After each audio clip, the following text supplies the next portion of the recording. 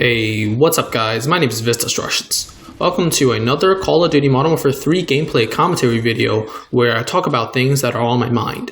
Today's video is going to be another update video as I have just finished a block, or course as our medical school calls it, in medical school.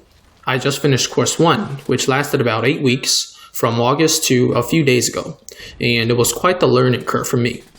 As I'm currently on fall break, which is this week, I have been reflecting on how I did and felt throughout course 1. So today's video, I want to talk about studying and living as a medical student. By the way, I'm not recording this commentary on my usual recording microphone, so please excuse the quality of the voice commentary in today's video. In the background is going to be 4 failed MOAB streaks. The first one's going to be on lockdown with a 22 streak in TDM. The second one is on dome with a 22 streak while I'm recon droned. The third one's going to be a 20 streak on terminal with the L86 and I get outspawned. And the last one's going to be a 17 streak with the MP9, I believe, on C-Town with my man Kiroxin getting the MOAB. All of these are on my old m.o.a.b account, so it's been a while since I've gotten these streaks. If you have any questions about some of the technical terms that I might use in this video, please drop it down in the comment section below, and I will gladly clarify any term that needs to be explained. First, about the weather. It's probably not the most exciting thing to talk about, but it was a big change for me. Every single day in course 1 felt like summer. And every day in Tampa was highs in the 90s, lows in the 70s, and it was very humid.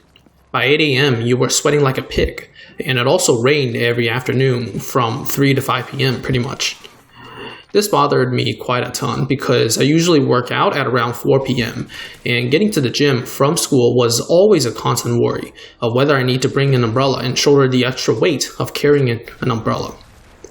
Now, you think that for most of the United States, it starts to cool down by September, especially by mid-September. But nope, Tampa's still stuck in July.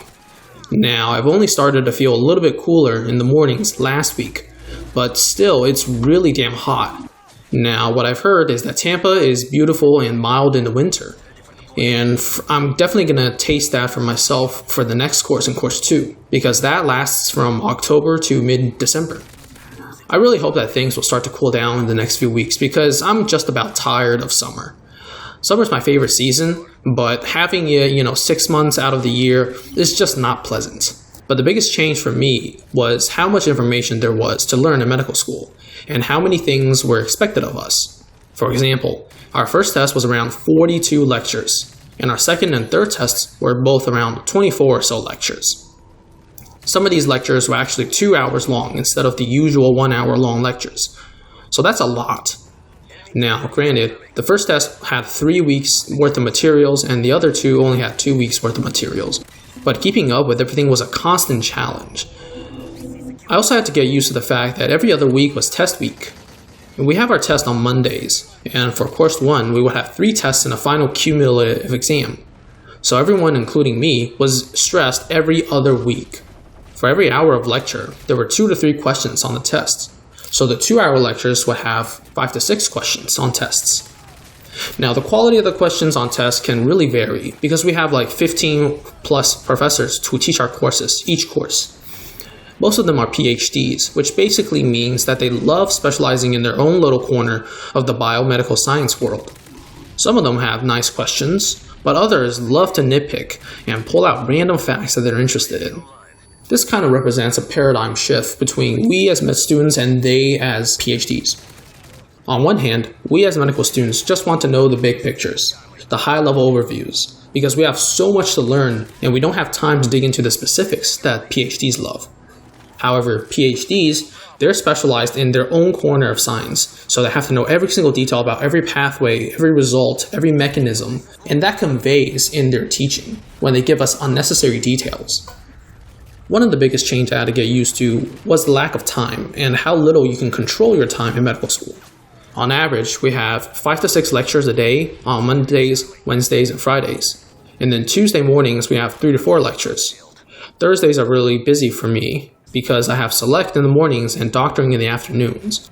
What I found is that more often than not, I find myself not being able to study for more than 2 hours in the evening before I either doze off and fall asleep, or I force myself to fall asleep.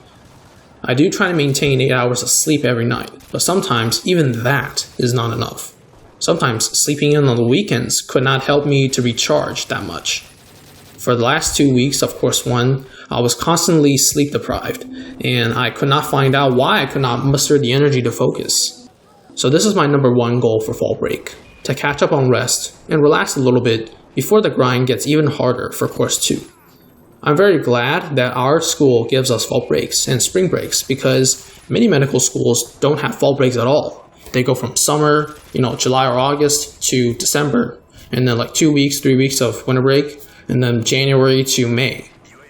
As I've been reflecting on how I did in Course 1, I've constantly tweaked how I study to be as efficient as I can in learning vast amounts of information. I now use a program called Anki for memorizing lots of factoids.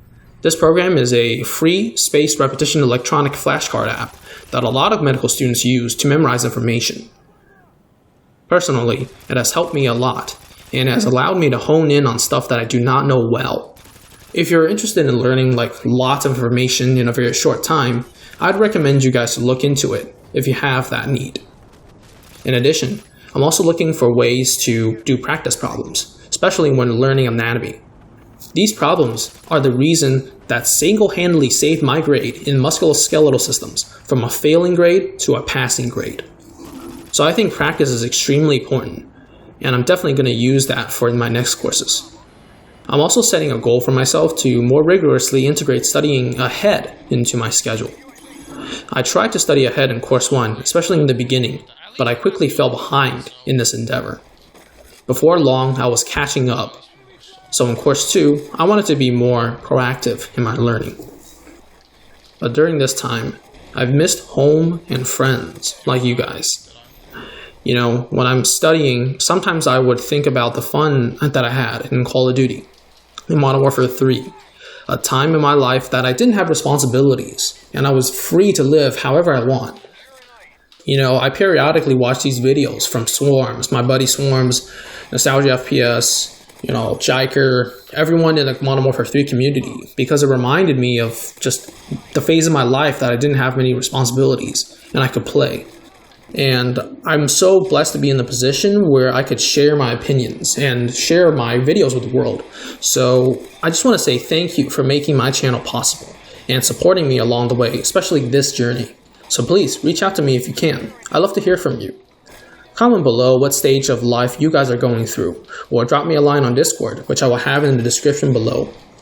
I really love talking to you guys, and it's one of those ways that keeps me grounded from all this studying, all these tests, all these things we have to do.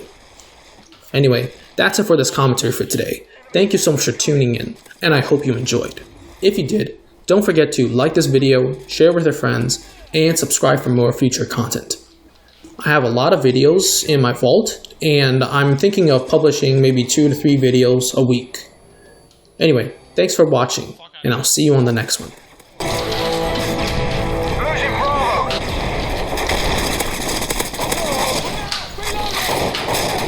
Get the hell out of here.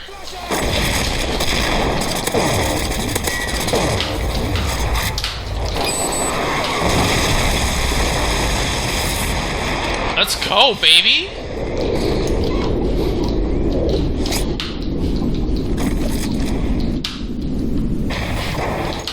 Alright, my man, Awesome, let's go.